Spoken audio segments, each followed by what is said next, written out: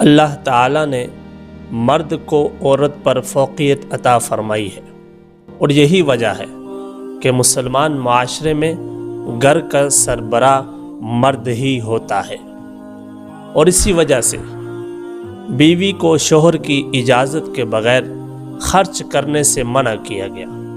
حضرت ابو امامہ رضی اللہ تعالیٰ عنہ راوی ہے کہ آقا کریم صلی اللہ علیہ وسلم نے فرمایا، کوئی عورت اپنے خاوند کی اجازت کے بغیر گھر میں سے کوئی چیز خرچ نہ کرے، خاص صراحتاً اجازت ہو یا دلالتاً۔ عرض کیا گیا، یا رسول اللہ صلی اللہ علیہ وسلم، کیا کھانے میں سے بھی خرچ نہ کرے؟ فرمایا آقا کریم نے، کھانا ہمارے اموال میں سے نفیس ترین چیز ہے، اس لیے مسلمان معاشرے کی خواتین پابندی کریں۔